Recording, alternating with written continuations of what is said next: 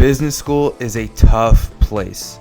Everybody scrambles to get perfect grades, apply to the best jobs, and always look the best. But there's a better way to be. In this video, I'm going to share advice that a teacher gave me that will help every single one of you escape the rat race and find your purpose. Let's get into it.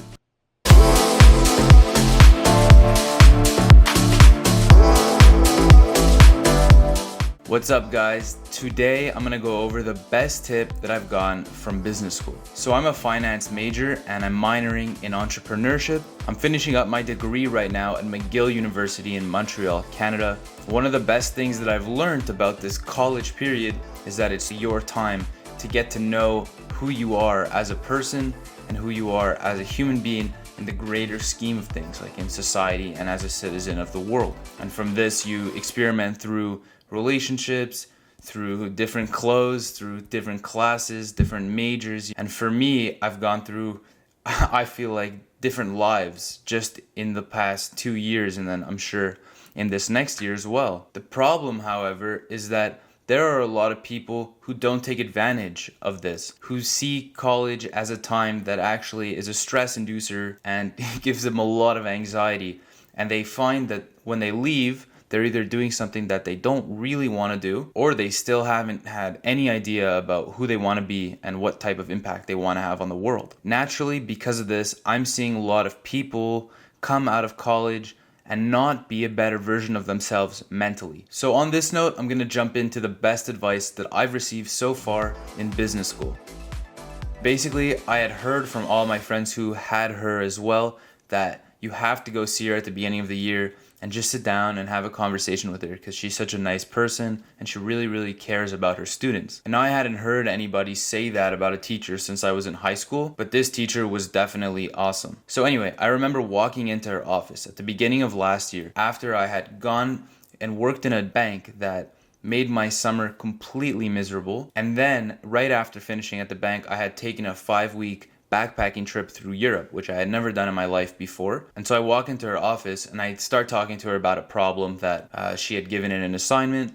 And we start talking about it before, and then she starts asking me, like, what's your major? And I go, yeah, my major is finance. And she right away, she goes, okay, so I guess you want to be like an investment banker or like consultant or something like that. And I'm like, honestly, crazy story.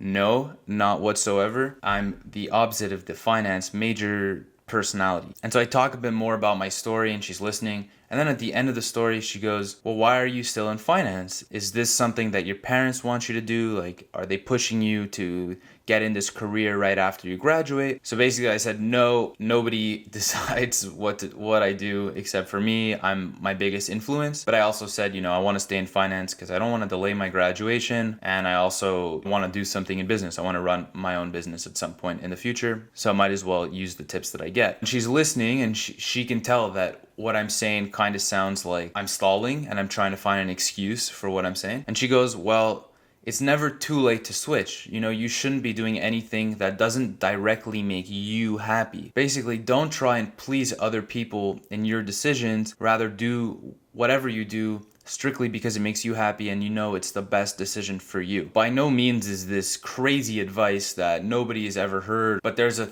powerful thing when you hear that advice from someone who has way more experience than you. I mean, it opened my eyes further, but don't get me wrong, my eyes were pretty wide open before my bank experience, then during my bank experience, and then especially after I traveled. At first my eyes were like this, then they were like this.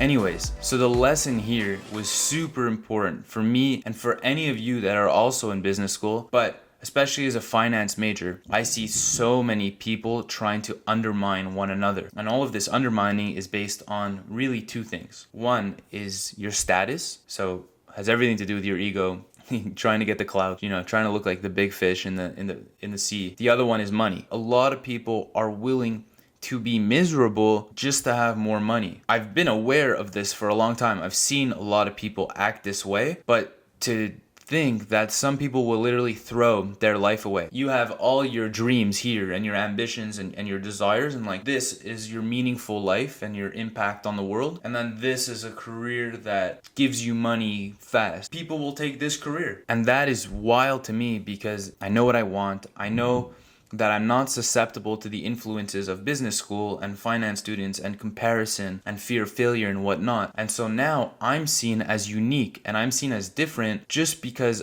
I have the capacity to think about my thoughts and to actually do what I want to do rather than being sucked into what everybody else is doing. It's sad. It's really sad that it's come to that point. But if you're watching this video and you're listening to what I'm saying, hopefully it resonates with you and you start thinking about how you can also be unique. I'm going to do things that I love, and I'm not going to spend my 20s sitting in an office because I'm making a lot of money even though I'm working 80 hours a week and I'm also miserable. If at some point in your life you feel like you want to be your own person and you want to grow and you want to become unique and the way I'm talking sounds super appealing to you, you should listen to this advice. Please look further into yourself. People are always going to have an opinion of you. It doesn't matter what you do. It doesn't matter how nice of a human being you are, what contribution you make to society. There are always going to be haters. Here's an example. I just read yesterday that the Jordan brand is giving $100 million towards the Black rights movement. And then I'm reading the comments on the Instagram post and people are going, oh, well, this person is donating more than that. Like, I can't believe they didn't donate more. Like, sorry, they just donated $100 million. They didn't have to. Nobody put a gun to their head and said, you have to do this. And you're criticizing them. So now think about it on an individual level. It doesn't matter what you do in your life. People will judge and people will hate and people will have comments. But your job, the only thing you can do if you plan on actually living out that life is to tune out the negativity. I always do this. Everybody makes fun of me for it, but I love it. Whenever you hear something negative, it goes in this ear and it goes right out the other. It's honestly, it's bouncing in the room right now. It's probably out the window. And so this is a revolving process of only letting in positive information. If people are going to criticize and it's constructive criticism, it stays in.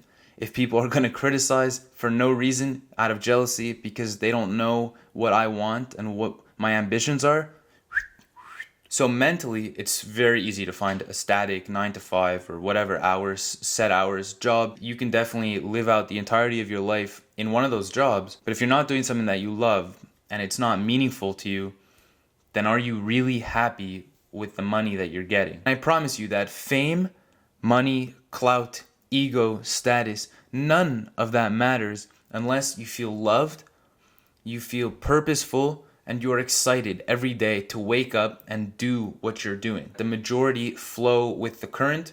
You have to ride against the current. So what I want you to do right now is I want you to think of all of the things that may be holding you back. When you write down this list, you'll probably find that most, if not all of them, are mental. Every single thing that you think you can't do, you actually can do. It's just all in your head. Someone is telling you that you can't. And that someone is all of these opinions that you're letting matter, all of these comparisons that you're actually thinking about. You've let them combine and then you've let the negativity in your head. You gotta right out the window, right out the door, right off the cliff, and you have to be your own person. So I hope that this talk has allowed you to get a better sense of direction and hopefully doesn't allow you to be another fish in the sea. There are too many students coming out of college that are not strong-minded and that have no idea how to think for themselves, but I really, really hope that you are not going to be one of them. Please think about this. Please analyze what you want to do in life and then push on that. Push and push and push and never stop until you get there, because failure is a positive thing. Failure is learning. Learning is getting better is being successful.